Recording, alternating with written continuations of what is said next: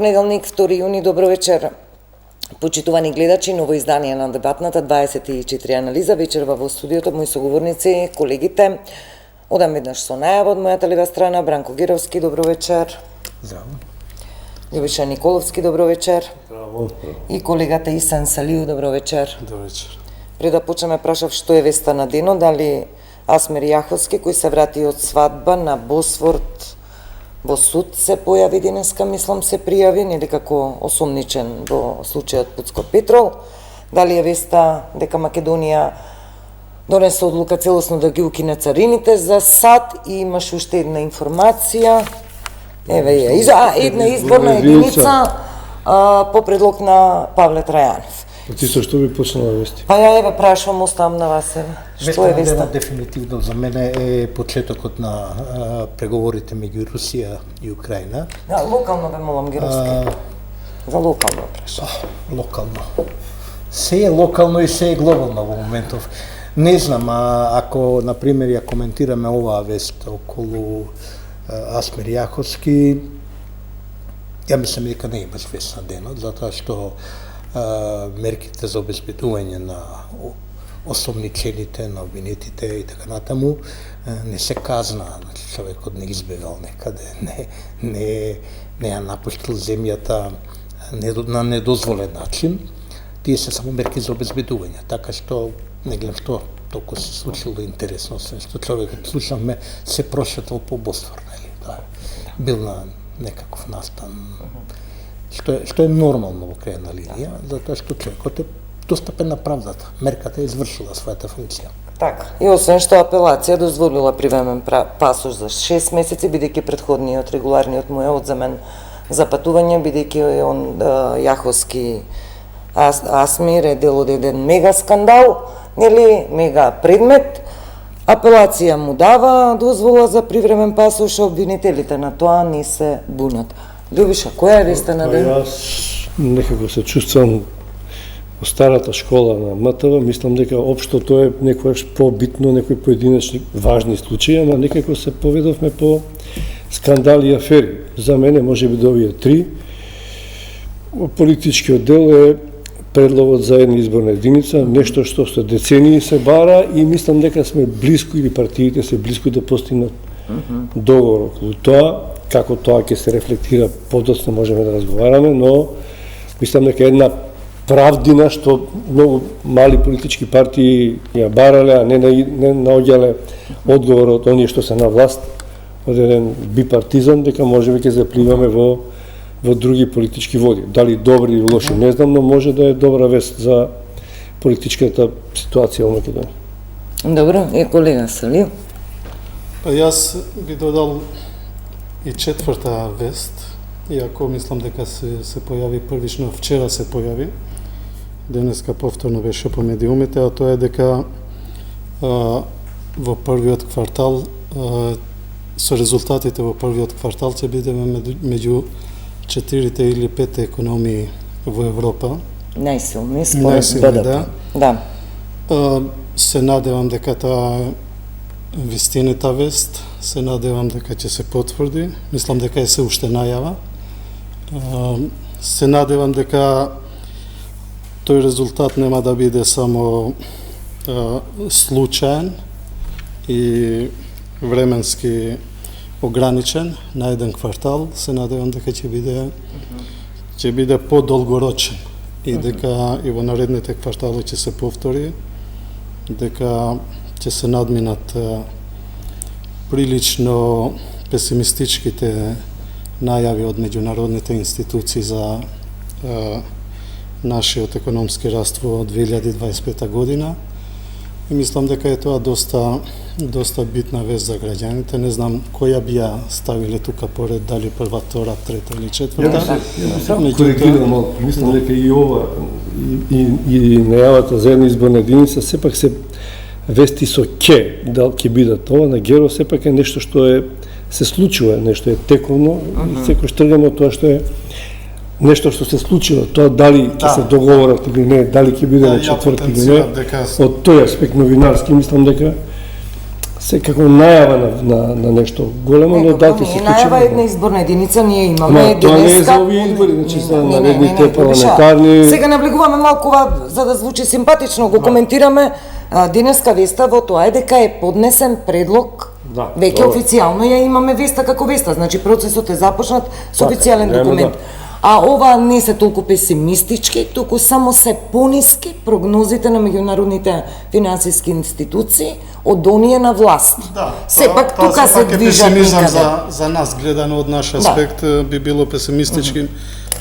Не знам која институција даваше прогноза дека ќе бидеме економија со најмал раст во регионот. Светска банка, или ММФ, некој од нив двете држави.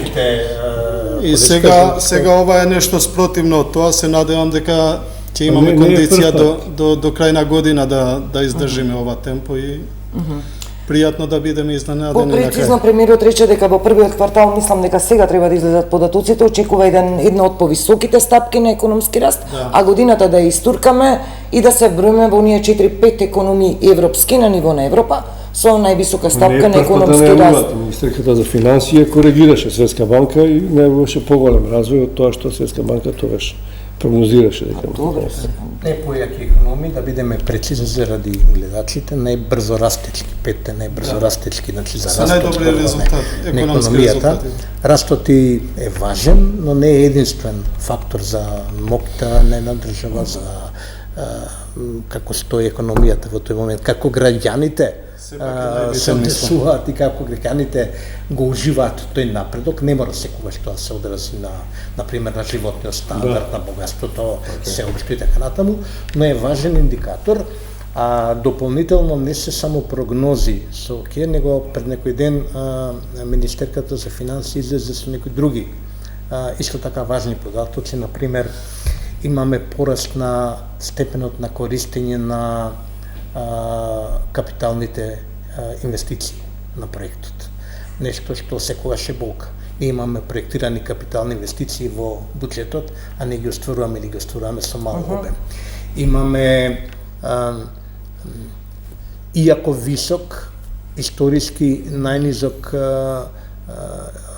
однос на јавен долг, практично процентуални јавен долг во моментот. Тоа се податоци што ги кажа Министерката за финансии, повикувајќи се на официјални статистики. Така што има и некои други показатели. Имаме први директни странски инвестиции, мислам дека стана збор за 1,2 милиарди. Ама е најголемо задолжување. И па сега, затоа велам колега, вели историски најниско ниво на јавен долг. Значи, не баш и најголемо задолжување. Има, сакам да кажам, и некои други показатели кои покажуваат дека може би постои сме во еден процес на ефектуирање на амбициите да економијата се забрза.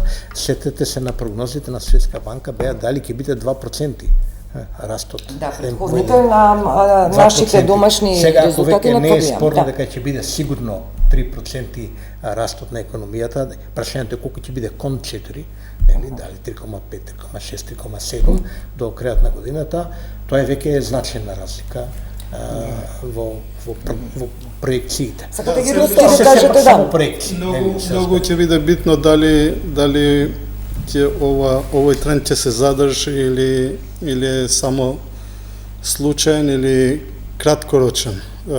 Би било добро за нас и за сите граѓани тоа да биде нешто подолгорочно и почеток на една фаза во која ќе се радуваме на вакви економски резултати, дека не е нешто само штелувано, бидејќи се наоѓаме во изборна година, туку дека тоа ќе биде. Па не сум експерт економски, но мислам проекциите се прават на ниво на цела година, квартално може да бидат точни, може да има некои изненадување. Мислам дека тие проекции годишно се прават. Да. Еве не сакајќи навлеговме, економијата е податлива. Сакајќи ти ме натера. Не, економијата е податлива за гледачите и сакаат колку ние да мислиме дека сакаат таа тврда политика, особено кога сега зборуваме дека ќе се задолжиме со нови 6 милиарди евра, во евра беа 6 милиарди од Британија, денеска ЕСМ се задолжи со нови 30 милиони. Гировски, додека говоревте, јавно ги прочитав на финанси реализација на капитални 26,5, значи крај на 5 месец 20,5%. Ова и не е некој стандард, веќе на загазена, сакам да речам, без еден месец половина 20,5% реализација на капитални инвестиции, заклучно до крајот на мај. Значи за 5 месеци 20% реализација. Што не е некој процент по стандарди, сакам да речам. До 40% негде се доаѓало максимум, ако не грешам. Не можам да потврдам, но сепак за овој период 5-месечен, оваа реализација не е некоја сума што можеме, зборувам, да ја потенцираме како некој успех. Еве во овој дел, не планирано беше, но да го прокоментираме тој договор нов, стратешки со Британија, поголемо и политичкиот дел предизвика внимание, се разбира, и економскиот со 6 милиарди. Мислам дека од владата официјални лица се дообјаснуваат сега дека тоа ќе оди во транши, има уште многу непознати, ниту се знае како ќе се спроведе, ниту ништо. Многу беа големи очекувањата од унгарскиот кредит, еве како новинари вие следите, се уште има и таму многу непознати, не знаеме колку пари се до општините, не знаеме колку пари до компаниите, ама еве пак се ставаме во тој контекст со задолжување 6 милиарди и како пресмета дека секое новородено дете ќе биде задолжено не знам с колку илјади евра во некој среднорочен период. 6.000 беше, не знам. 5-6.000 евра. За мене тоа се, како да кажам, тоа се убави математички вежби, сето да може да се пресмета и на таков начин, но да се разбереме, мокните светски економии,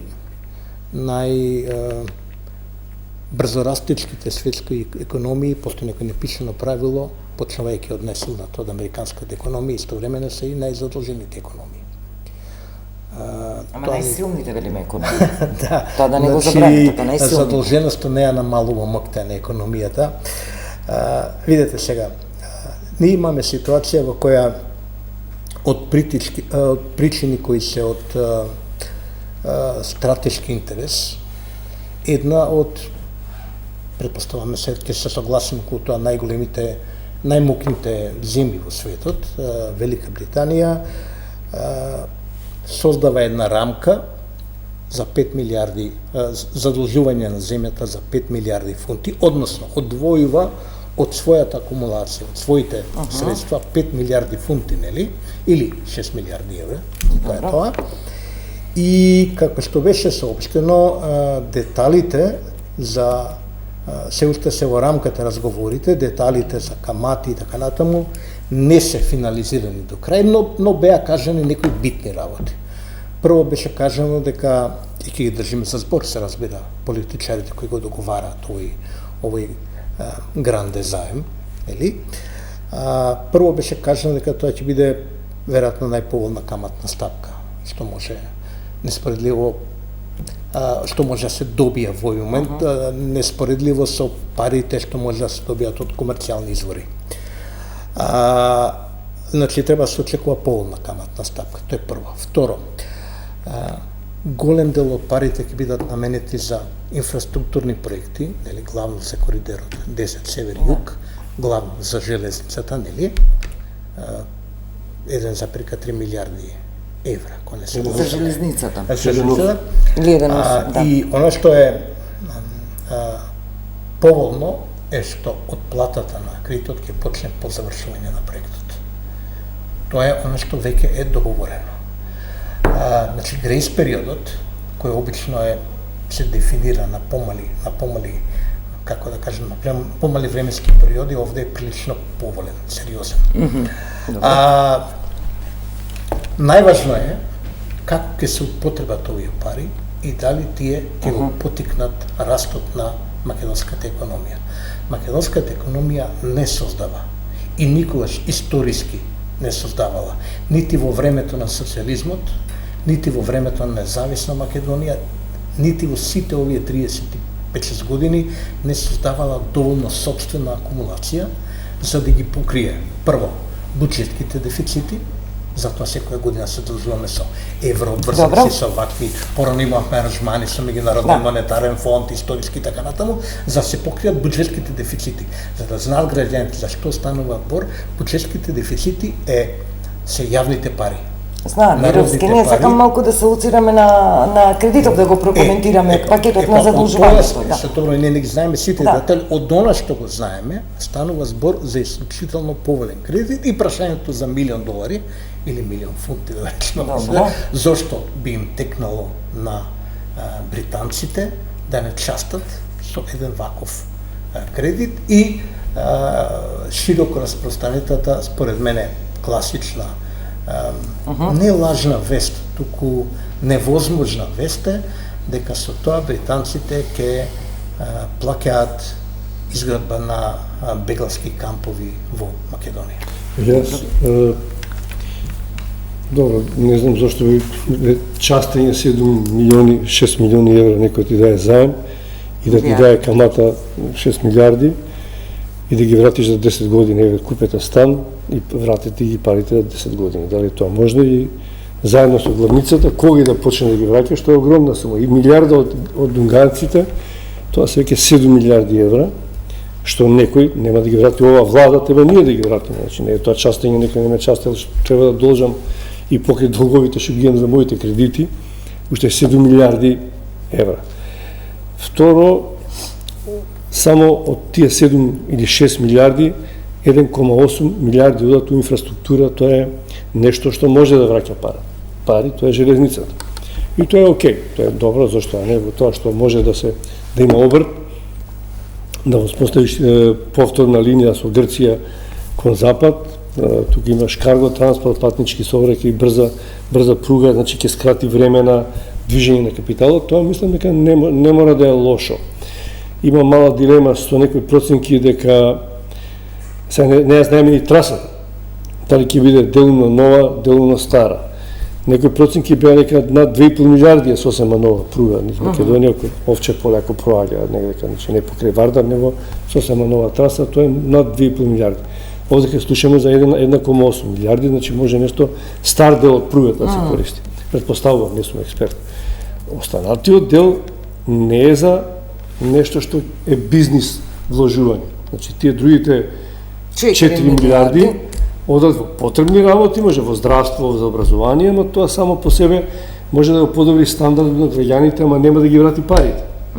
Значи ние пак ќе заглавиме на некој начин, па мора овие луѓе да враќаат голема сума на пари, која за 10 години 6 милиарди, негде по 700 годишно треба да враќам. 700 милиона годишно треба да враќам. Само по тој основ, значи, само по тој основ. Добро? Видите, ние, барем јас, не се чувствувам толку кадарен да коментирам економскиот дел, без да гледам барем малку од политички аспект, кои би биле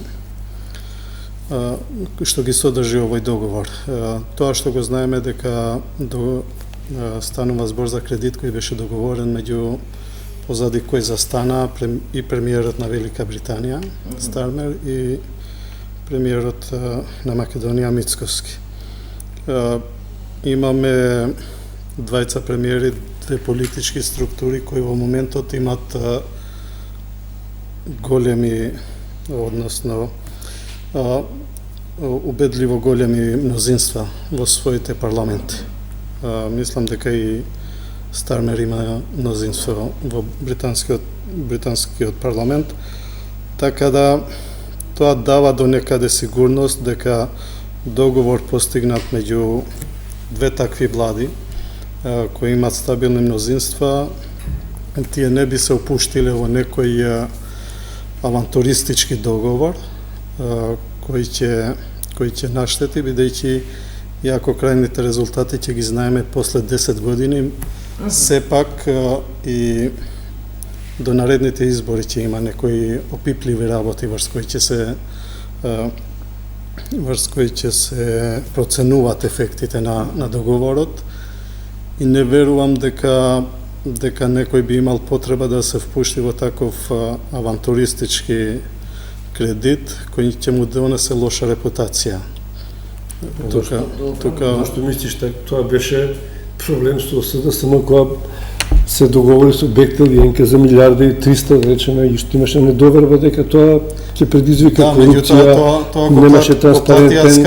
Го платија скапо и мислам дека малце ситуацијата е поразлична. СДСМ беше беше буџет пари беа, не позајмени пари. СДСМ беше на работ на не беше СДСМ. Важи се граѓаните, СДСМ може. Политичкиот момент е битен. Беше на работ на мнозинство и во такви ситуации може и да се оди по-хазардерски во носењето на одлуки. Кога е мнозинството комотно, со анкети... Најдобро мнозинството да е комотно, ние треба да сме комотни, мнозинството е сега комотно и не го може да кажувам имате тоа 120 души у парламент, тоа е најдобро за нив, ама не е најдобро за демократија. Да, зошто би го ризикувале тој комодитет? Тоа ми е прашањето. Кој комодитет? Што им дава комодитет? Политички комодитет да го расипат со еден авантуристички кредит. Па пари се прашам. Да, меѓутоа пари кои ние треба да ги вратиме. Ако тие пари нема да носат резултат, треба да веруваме дека ќе потрошат често и транспарентно. За 7 милиарди... Не можеме да им веруваме, ние унапред на таа работа да им веруваме. Па ти им веруваш? Не, јас се обидувам да набројувам елементи кои може да не натерат... Важни држави, премиерот на Британија, премиерот на Македонија, доволна гаранција дека тука се... Не се доволна гаранција. Сепак, тоа е еден момент кој го знаеме и до некаде сепак е гаранција. Мислам, еве, некој ја нарекува втора сила, некој трета сила, меѓутоа Велика Британија е голема сила. Па и Бехтел Енка од Америка и Турција па ја пратија еден куп афери во регионот каде што градела. Така? Да. И во Косово и главно. Да, меѓутоа, знаете што? Бехтел и Енка, тие што направија договори со Бехтел Енка, платија политичка цена. Ама не е важно, нека се платат, кој им е крив што се платат. Значи, политичарите кога носат одлуки, сепак го гледат и својот интерес. Политичката цена дали е платена поради лошиот договор или поради нешто друго. А обичаено кај нас парите кога доаѓаат вака, доаѓаат за да се одржи тој политички рейтинг на Ама не може да се одржи, не може да се одржи ако не може. Сведоци сме како не може. Не, ако не дават некој резултат, барем привремен, за следни, ја мислам, еве, така, да сум на нивно место, барем би размисли за следните 3 години каков резултат ќе донесат. И ако не би биле убедени дека ќе им носат добри резултати, мислам, не морале да влегуваат во тоа. Тоа не е некоја предизборна ветување, па сега треба да го одржат. Добро. Тоа е нешто што не треба да не убеди дека нема фалинки кредитот, дека нема да биде злоупотребен. Туку, меѓутоа, сепак, моментот е се уште краток, периодот е се уште краток, информациите се уште се ограничени и ние може да направиме, да анализираме врз основа на тоа што го знаеме. Што го знаеме, има многу непознати, најавено дека ќе бидат обелодените детали. Видите, ја ќе прокоментирам од моментот кога колегата Николовски кажа една битна работа, пари се во прашање. Сериозни пари, значи, ако ги соберете унгарскиот кредит, за кој се уште препоставам за траншите се договарат како што, каде ќе завршат тие пари, и ова зборуваме за пари еднакви на годишниот буџет на државата. Значи, тоа навистина се сериозни пари и тие пари не доаѓаат така лесно. Не можете да отидете да ги собирате 30 по 40 по 50 по 200 милиона евра и да се задлужувате по комерцијалните банки секаде во светот. Големи пари се во прашање. Има голема прво разлика меѓу задлужувањето, односно проектот на Бехтел и Енка. Сеќавате, деталите за тој договор беа во ранг на државна тајна. Да, и сегашната влада најави дека ќе ги декласифицира. И уште се. Не ги видовме како новинари. Да, овдека малку е различна работата, нели? Сепак се појави детали со ова, сепак во собранието на отиде... Само дека нема детали. Која камата, колку години, кај ќе оди пругата... Кога луѓето велат, види, отприлика предпоставувам дека луѓето што преговараат, што разговараат, не лажат кога велат преговорите се во тек, разговараме се детали, има милиарда, значи не земаме четврт бурек од бурекџуница, туку земаме сериозни пари. Да им даеме шанса, на крајот на кристото, ништо нема да се скрие од сето тоа и не може да се Сигурно скрие. ќе биде така. Но она што е најважно е, бидејќи се во пари во прашање, дилемата кај секоја влада, тука ако разбирам колегата кој вели потребна е кредибилна влада да донесе таква одлука, мокна влада со силно мнозинство.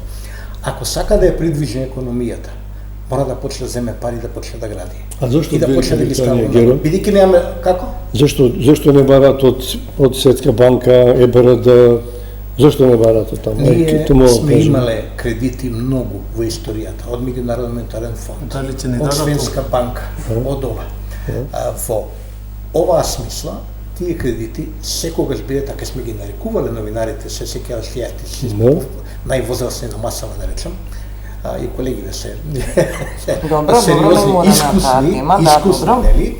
И знаат дека задолжувањето, аранжманите со Меѓународен монетарен фонд и Светска банка беа робство. Па добро, ја велам условени, но Гировски тогаш се спроведува и најдлабоките реформи во јавна администрација. Во принцип, кога даваш Светска банка и Меѓународен монетарен фонд пари на времето, и сега ти влегува во системот дека парите ги троши. Така е. Ова може, ова не може и така натаму. Тоа е кредибилна институција, значи не е некоја Гировски кој брзи извади пари, Бугарија рекламиве брзи пари на денеска. Значи треба да предложиш план како ќе ги трошиш. Второ, не стига толку бргу.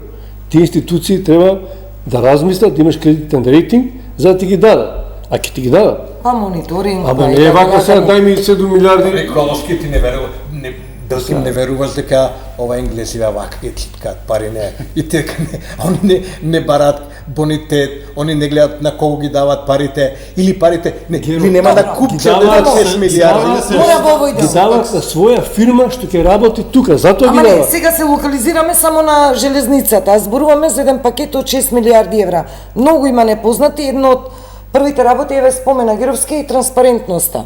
Веројатно треба така, есен, да видиме кога ќе видиме договорот, да видиме внатре конкретни детали и камата. До овој момент, ние како новинари имаме ли информација од владата, например, дали е преговарано со други меѓународни институции, со други влади, за да направиме споредба ова што го велите, најповолна каматна стапка. Што е најповолна каматна стапка? Во однос на што? Во однос на она што е до сега добивано и во однос на она што може да се... Видите се, јас само ви нафрлам како тези дека и до овој момент процесот за вакво мега задолжување не се обезбеди транспарентност на овој процес. И до овој момент. Ама за пари не се преговара како што ние замислуваме. Прво, нема Николовски и владата да земе 10 новинари и сите заедно сега ќе преговараме, нема да го направат. Нема зашто Гировски паѓа Народна банка и на Министерство за финансии, секој ден вика Министерството утре ќе се задолжи 100 милиони евра. Втора работа што не може да го направи дебата. владата, видете се, дел од преговорите се сензитивни, се преговара за подобри позиции. Од другата страна има некој што дава пари, од ова страна има некој што зема пари. Пазар е во прашање, се разговара, се 6 милиони евра, 6 милиарди зборуваме. Дека има сензибилност. Меѓутоа, дозволите има преговарач. Ако се сензибилни, ти не можеш да дојдеш до мене и кажеш ќе возбедиме најповолна камата. Значи ти веќе создаш во јавноста и во медиумите ситуација, колку и да кажам, дека ќе биде поволна. Оти ние не ќе проверуваме, ама ете провери на ChatGPT, ќе видиш дека Велика Британија претпоставува 2,5 до 3% камата. Ќе добиеме. Ако е 4 како што вели министерката, тоа е многу. 4,5 уште повеќе. На крајот ќе добиеме како знаеме обичните граѓани дали е поволна камата од 4,5%. Ама колега Любиша, на крај ќе добиеме камата. Ќе видиме камата. Да, ама дека е најповолна. Не знам, тогаш може би ќе, а што ако биде? Па ако видиш ти добро. Добро, сакаме да биде. Другото во односот со јавноста, во односот со она што може да окаже во моментот, авансираат во една нивна проценка дека тоа ќе биде апсолутно поволен кредит по сите критериуми. За грес периодот веќе знаеме дека е многу сериозно поволен за овие проекти. неспорно. Значи, Рекла- на крај, рекла кога дека ќе се се било соберат транспарентни, проектите, не велам ќе не. ги извадат бројките на масата. Рекла- Суштината Еве му е ги дали бројките. треба да ги Сега, видиме поволно деталите. или не? Тоа е моето прашање. Ама Ние не како во текот новинари, на преговорите, колешки. Во Не. текот на преговорите има кој преговара. Ние Добро, сакаме Гировски, денеска. Сега Не ќе може го видиме денеска. наскоро, ќе го објава договорот. здраве, Нели, може, ќе велам видиме. дали како новинари треба да ги држиме за збор. па нешто Клучната ја- забелешка на Бехтеленка беше отсуството на, нели, на таа транспарентност, фалсификација на документи, дури и на тој договори. договор кој беше Добро, ова е друг нетранспарентен, формат, кој беше нели, на договор, нормално, цената Не, која беше исто, Ама и по унгарскиот- ФИДИК ќе се гради и ово. Ама еве и унгарскиот И кредит. овој кредит е по ФИДИК како што беше Бехтел. Да. Ама во делот на изградба, за тие пари што знаеме, а за остатокот што не знаеме, треба да видиме, Збориме сакам ние да за речем. пари за капитални инвестиции што и враќаат. Еве ти кажа дека не се реализираат Велигеров, ти викаш 20%, од 6 милиарди имаме рече милиарди и 8 министерката. пари што се враќаат. период, ако стаса тој процент до 6% од капитални инвестиции, тоа е веќе сериозна. Ако стигне ја 60. прочитав проекција, Да. проекција До 60. 60% реализација Тоа е скорост до на 40 капитални доаѓа, инвестиции, 60 не. Тоа е голем, ќе биде голем успех. Но Добро, ќе министерката видиме рече како е. дека овие пари нема да имаат удобрам за сега во капиталните расходи. Кои пари? Париве што ги планираме да ги Тоа се земеме. башка, тоа се Е, добро, башка, тоа е малку башка далечно, проекти, точно, така, тоа да. не може да се испроектира. И во овој дел сакам да завршиме, ај Љубиша со тебе ќе почнам овој дел. Значи пак она прашање што го спомна и Гировски, а остана да виси во воздух. Кој е економскиот, односно дали ќе им платиме политичка цена за овие пари? Во која смисла? Во смисла дека, иако мислам амбасадорот на Британија на прес кажа да сме на чисто, економскиот дел од договорот не предпоставува ниту мигранти, тие наслови што ги пишавме, ниту како беше реадмисија на мигранти од Британија во Македонија. Ние имавме од кај нас репрезент министер кој се сретна таму за транспорт, се сретна со министерка, мислам, која меѓу другото во Британија е задолжена токму за политиката кон азилантите. Сега некако премиерот вели да сме спокојни, до сега и за сега не е разговарано на оваа тема. Моето прашање е повторно политичката, дали ќе имаме некоја калкулирана политичка цена? Ако мислиш на Во мигрантите, економски цех, воопшто ги дали за кажат 7 милиарди ќе добиеме колку бегалци, нешто таква? Па дали, еве, ќе бидеме дел од корпусот на тие земји кои... Не сакам да верувам во тоа, но дека еднаш вика Геро не сме постали, па памтиме дека имаше таква една, како да кажем, која беше ВМРО во опозиција, готово дојдоа бегалците Имаше тука ќе не окупираат. протести имаше на Протести граѓаните, имаше па не протести. видно. Сега да не влагаме во обратна ситуација. Да, сега да СДС предизвикуваме вика, нешто што можеби нема така да биде, Да, да. гледаме дека луѓето што доаѓаат бегаат, не сакаат тука да останат по ниедна цена.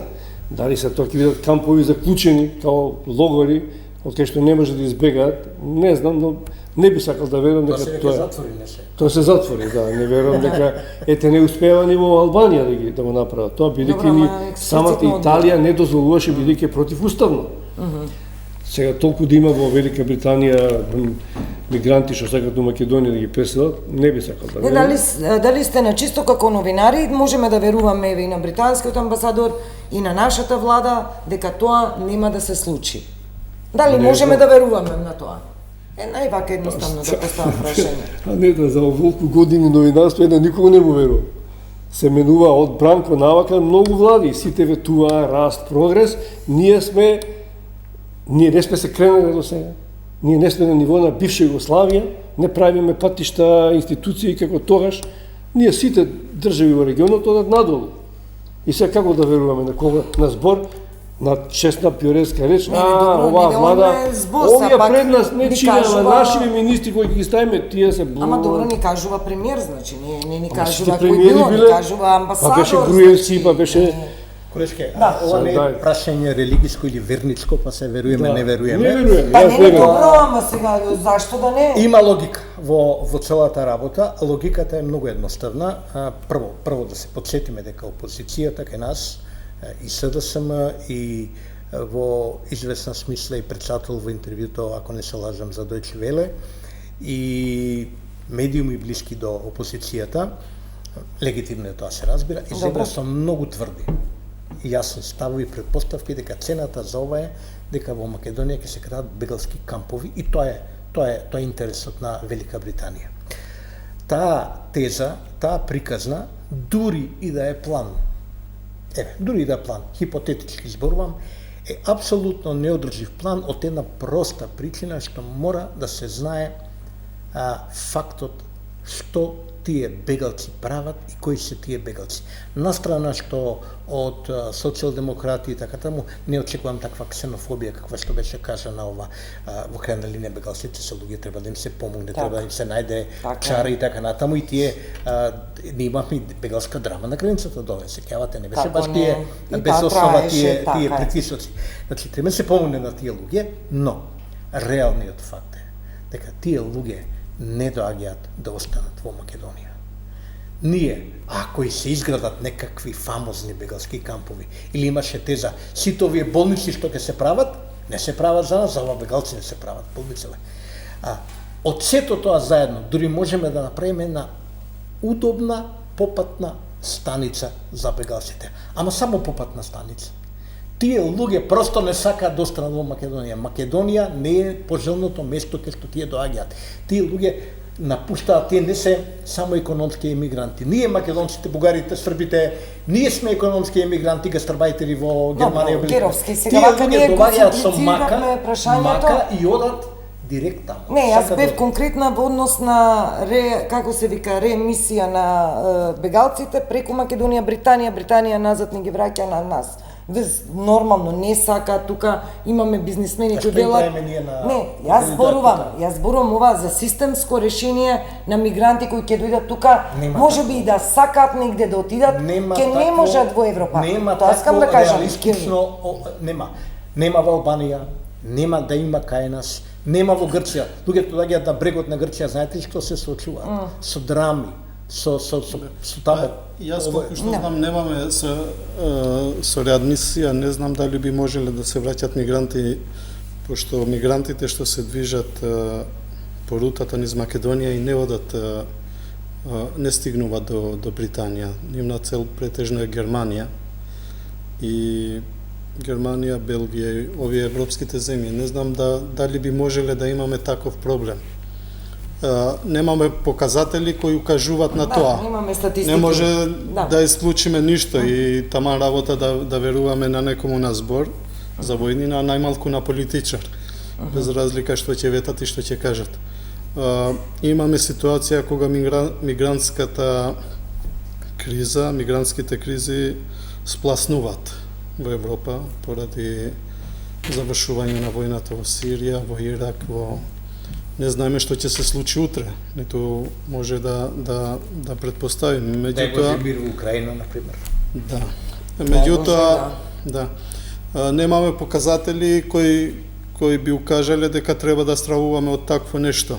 И јас сепак и пак ќе се вратам на тоа на политичкиот аспект на ова, не би било тотално наивно, најнаивно направено од некоја влада, од некоја партија на власт,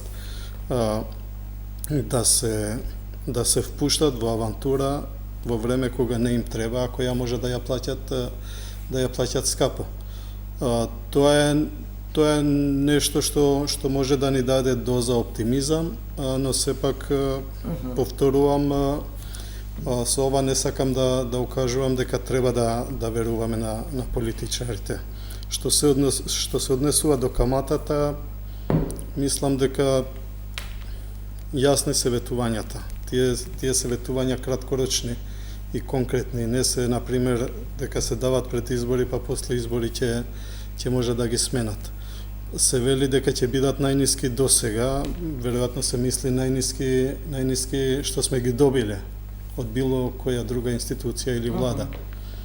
Тоа е нешто позитивно. Многу ќе биде битно дали ова ќе биде задолжување или ќе биде инвестирање. Мислам, тоа многу зависи од тие што ги креират политиките, дали ќе се инвестират во проекти кои ќе ги покриват тие пари, тој кредит, дали ќе се остава простор да се злоупотребат, место, например, да завршат на проекти кои што се битни за граѓаните и за државата, да завршат во нечии джебови, дел од тие пари. Многу дали, да. Има многу дали и ќе видиме. Јас сепак сакам да бидам оптимист. Видов дека не знам како беше гласањето во собрание, ама во една комисија видов дека помина со без ниту еден глас против кредитот, така да тоа се некои... Сега очекуваме да видиме детали кога ќе дојде во собрание. Оптимист е колегата Исан, негде во една книга прочитав, песимист, вика, тоа е само добро информиран оптимист, ништо друго. Значи, некој вака што имаме скепса во однос на работите. Не, песимизмот тука е заснован секогаш, бидејќи толку многу влаги, Главна слика, затоа што ние гледаме дека, како да кажем, опозицијата на власта, без разлика која кога е, не и верува и секогаш едната создава слика дека нешто е лажно. Од тој аспект ние не можеме да веруваме колку опозицијата кога беше ВМРО имаше реални докази за криминал, како што сега СДСМ не верува дека оваа власт ќе работи најчесто. Ние не можеме друго освен да чекаме и да видиме како ќе заврши тоа, иако ветија дека ќе бидат транспарентни. Да почекаме да видиме. Ќе почекаме, ќе го видиме скоро. Договорот. Почитувани, овде ќе направиме една кратка пауза за реклами и продолжуваме со вториот дел. Останете со нас. Продолжуваме со вториот дел. Гировски, во среда Европски парламент извештај за Македонија што беше на известувачот Пајц.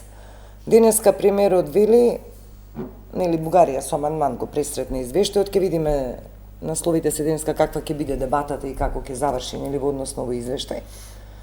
Амандман на Бугарија некако се изнервира, донесоа резолуција, сега беше нели деновиве како декларација, резолуција во парламентот повторно и сега што барат која поред, но си одат тие по патот со резолуциите, но најбитно е дека амандманот е нели пуштен, другите останатите мислам дека беа одбиени. Ово е најнов сегашен македонски идентитет. Зборот сегашен треба да стои нели пред македонски идентитет, македонски јазик и така натаму.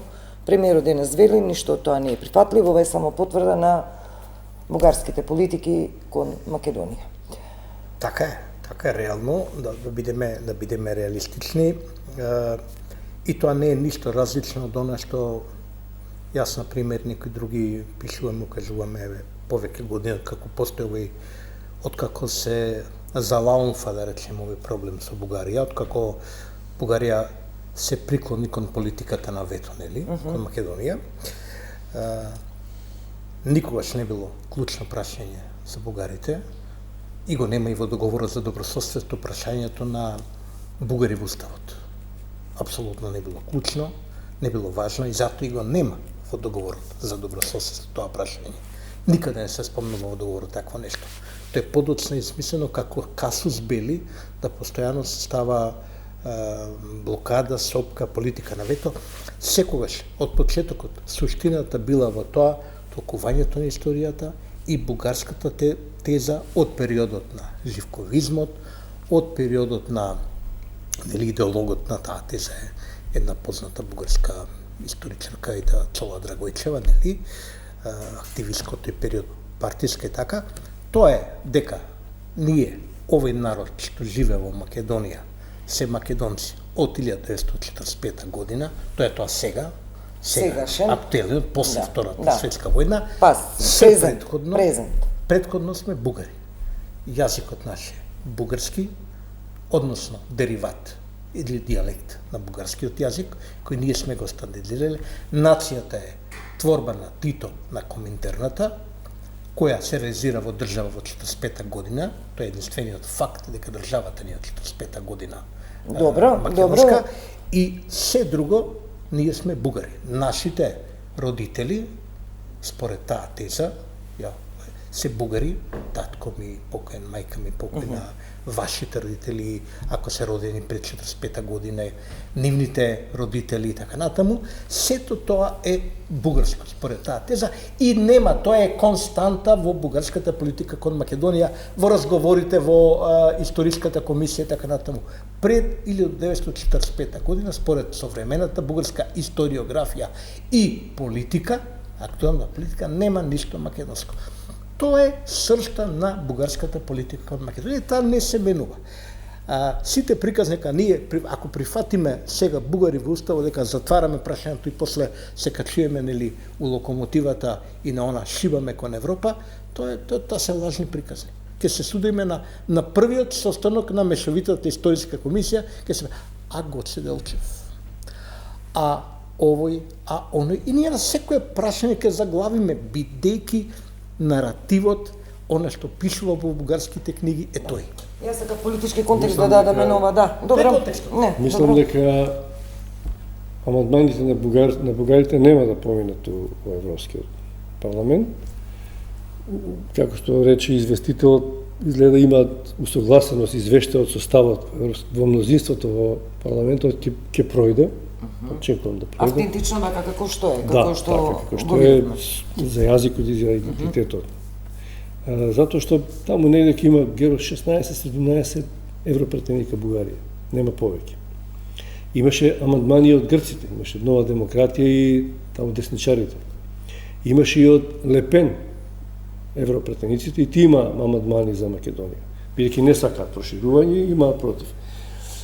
Ама мислам да ги соберете со целото влијание што може да го има таму, повеќе од 50 европретеници немаат, нека се и 100, од 720 имат годинава, мислам дека тоа ќе помине и дека тоа ќе биде, може не со некое правно дејство, меѓутоа прв морален политички удар за Бугарија. Тоа ќе стигне до Европскиот совет, Европската комисија, ќе им дае ветер во грб во притисокот кон Бугарија, кој што мислам дека се случува. Не случајно доаѓаат овие Калас и Кошта. Без разлика тука како новинарите што пренесуваат, мислам дека на Европа веќе е бара некој така наречен модифициран нов француски предлог, така гледам дека го нарекуваат, неофицијално, или како што вели председателката, некоја конструктивна дипломатија што ќе го задржи постојниот француски предлог, бидејќи Европа не е спремна да го менува, но она што вели дека Геро проблемот е историјата. Историјата е во протоколите. Ако се договори да се бајпасира, значи да остане францускиот предлог таков како што е, на што инсистира и Бугарија, но да се додаде, ја шпекулирам, трет протокол кој што ќе релативизира или преговорите во комисијата ќе бидат надгледувани или мерени, бидејќи сега тие се немерливи. Како ќе рече Бугарија во текот на преговорите, а не исполнето, тоа може да има влијание. Но ако биде мерливо, тоа може да има шанси да се согласат и бугарската страна. Верувам дека ќе се случи, заради тоа што верувам дека Македонија нема друг пат освен да стане членка на Европската унија и дека оваа влада го избрала својот пат за разлика од минатата. Мораме да легитимираме, мислеле така, овие мислат вака. Дека ќе успеат нешто да направат заради нас, не заради себе. Или треба да бајпасираат вака со кредити од Велика Британија, од друго место, но еднаш ќе мора да се декларираат зашто се ако не се за Европската унија. Мислам дека сепак ќе останеме европски настроени, без разлика што може би за малку е паднат довербата од 2%. Ама не е тоа мислам дека имаше. Тука се секојаш над 50% дека ќе останеме. Инаку ако се случи тоаш владава ќе треба да се размисли, ако го упуште повеќе наративот и недовербата кон неу, тоа ќе падне под 50%, може да биде критично, ние зашто ќе се залагаме. Добро, имам прашање, немам време многу. Видите, јас некој поголем напредок во врска со нашите евроинтеграции очекувам после наредните избори. Тогаш, ако се оди како се очекува, мислам дека ќе после тие избори, после локалните, ќе следи еден 3-годишен безизборен период до следните редовни парламентарни избори и тогаш ќе се создаде некоја покомотна ситуација да се размисли со поладнокрвно околу тоа како да се изнајде решение. Европскиот пат мислам дека не треба да се тргнеме воопшто од него, мислам дека треба да продолжиме засилено да да ги исполниме обврските, другите обврски, тие што ни следуваат пред да почнеме преговори официјално. Свесни сме дека многу работи не зависат само од нас, зависат и од политичките случувања во Бугарија, во соседна Бугарија. Таму беа многу турбулентни, дали ќе се вратат тие политички турбуленции или нема да се враќат. Мислам дека и таму, ако имаме некоја стабилна ситуација, без избори, без предизборни кампањи, тогаш очекувам дека може да се надеваме на забрзување на нашиот пат и на приклучок на другите земји од регионот. Црна Гора одамна е понапред од нас, сега и Албанија не претекна. Јасни се пораките, јасни се желбите, намерите и ние да се приклучиме кон тие земји, но ќе видиме што ќе следи. Моето прашање е дали сега ние внатрешно имаме своји причини. Бугарија, велиш, па Бугарија во моментов кога поминуваше низ политички премрежја, нестабилни влади, не можеше да се обезбеди мнозинство и влада. Велевме чекаме легалитет, полни легитимитет на влада, ја добивме и во моментов не можеме да дефинираме дека имаме некоја активна дипломатија со Бугарија за премостување на ова прашање, за решение некое да се бара. Сакам да кажам дека веќе тоа адут не може да биде ако во Бугарија внатрешно политички повторно турбуленци и тоа повторно да си го сметаме како адут во некој застој. Што го кажа колегата Љубиша, дека имаме период на интензивни посети од Брисел на високи представници, мислам дека пораките што ни ги праќаат, содржината на тие пораки која е? Па содржината на тие пораки е дека се дават сигнали дека се работи нешто на динамизирање на процесот. Да, јасно е тоа, дека мислам дека пораките и не ја содржат есенцата на тоа што го прават, на вистинските преговори што ги прават и меѓутоа јас не очекувам напреток до следните избори кај нас. Да, до локалните. До локалните, да. А после тоа мислам дека би било логично да се. Меѓутоа тоа не е долг период. За време на овие 5 месеци може да се работи многу на работи позади сцената, да кажам. Да речеме, дај Боже да се работи позади сцената, така. И после изборите тогаш сето тоа да излезе на виделина и да... Мене повеќе ме загрижуваат некои пораки што пристигнуваат од Германија во овој момент, од канцеларот Мерц, кој јасно кажа дека целиот начин на одлучување во Европската Унија, целата ова архитектура во овој момент, која почива на принципот на унисоност и едногласност на сите, за Германија е спорна. Спорна е за сите поважни прашања од Унијата, вклучително и прашањето за проширување. Бриселските бирократи им работа да шетаат, да даваат вакви, такви изјави, да охрабруваат процеси, се мерат политичките кариери, собираат поени и така натаму. Тоа е нормално. Знаат и да заобиколуваат кога кога нема конкретни движења од терен. Решаваат државите, членки на Европската Унија, и тоа се прашуваат пред демократите. Сетете се, процесот прв пат сериозно заглави поради Макрон пред околу колку години беа тоа се 5-6 можеби повеќе, кога Макрон го побара ова истото сега што го бара Мерц, не може вака, мора да направиме нова архитектура на Унијата, нов начин на одлучување, па имаше секајат Европа со повеќе брзини, па разни проекти и така натаму. Начинот на кој се одлучува во Унијата е неодржлив во момент за ниедно важно, големо важно прашање, вклучително за прашањето на плановите за вооружување на Европа, на создавање на европска воена велесила, се невозможни, неодржливи со сегашниот начин на одлучување. Она што мене ме плаши дека Бугарија, софиската дипломатија, која мораме кажеме дека е сериозна дипломатија од занаечки аспект, тоа се сериозни луѓе, независно како се менуваат владите, таму има луѓе што ги гледат тие процеси и знаат дека дури владее ваква, дури се појавуваат вакви идеи за блокади на евроинтеграцијскиот процес, тие може да притискаат колку што може повеќе на нивната политика на вето. И не очекувам да се смени политиката на вето во скоро време, ако барем додека не се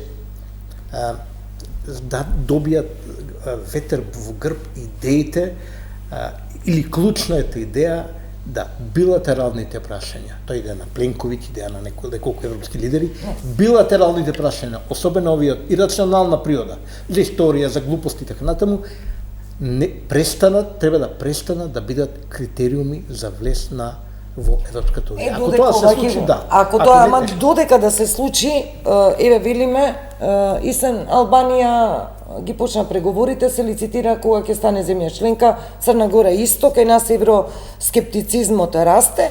Моето, Гировски, еве поедноставно е прашањето за сите тројца, дали кај нас е жив процесот на дипломатија, како да кажем, жив процес на евроинтеграција во моментов, или само декларативно?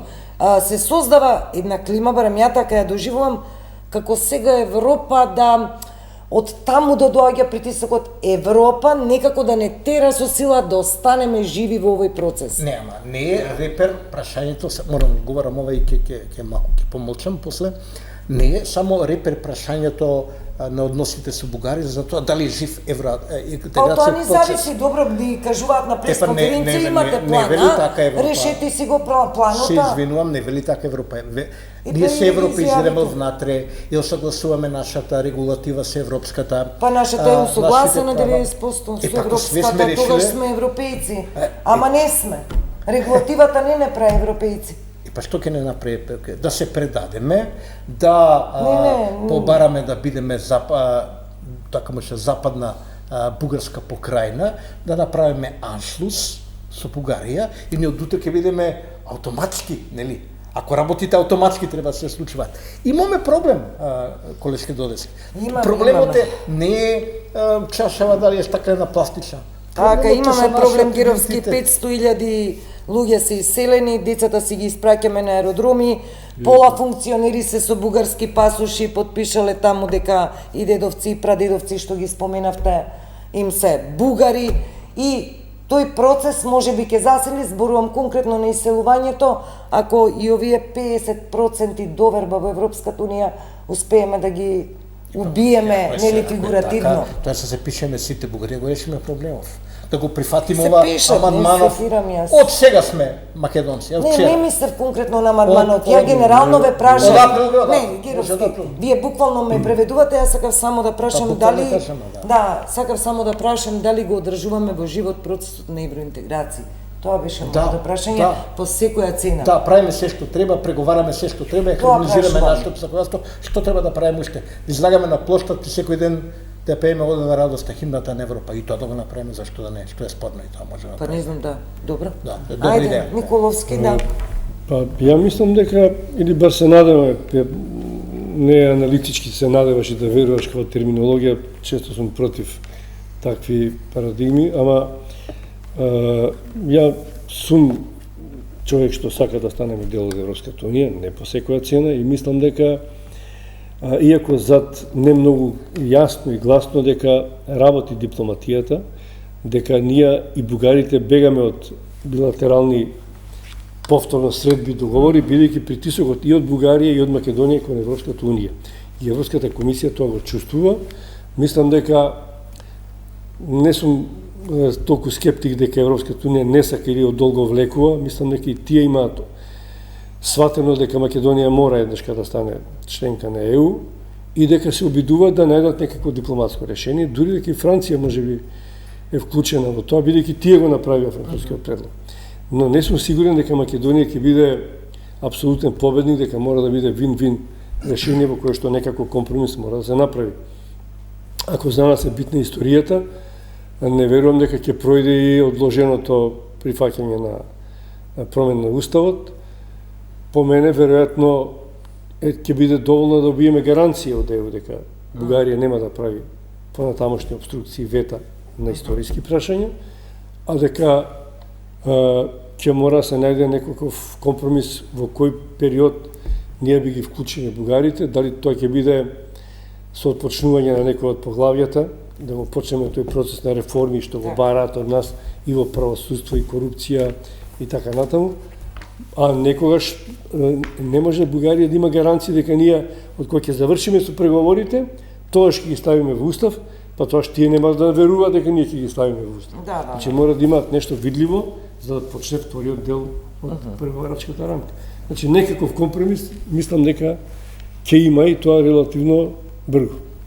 Јас, ако може да кажам, мислам дека многу е битно да знаеме дека во ЕУ не може да се зачлениме по секоја цена, не може да прифатиме секаков услов што ќе не биде поставен, меѓутоа треба да сме свесни дека со секое окрупнување на Европската Унија процесот станува се покомплициран, има повеќе членки, држави членки, одлуките се носат потешки.